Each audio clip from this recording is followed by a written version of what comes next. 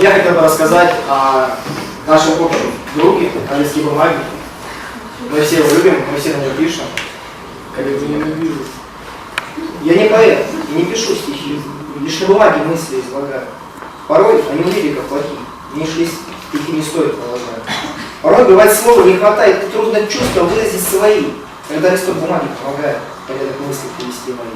Скажу по чести, есть во мне лица, немного говорить я не гораздо. Писать страницу трудно до конца, а здесь же можно ворвать все в раз. Да вот еще, бумага не кричит, никогда не возражает. Что не пиши, она всегда молчит. Порой не прав, она все понимает. С ней можно спорить на любую тему, гипотезу любую выдвигать. Она поможет мне исправить схему, сомнением мои мысли подготовят.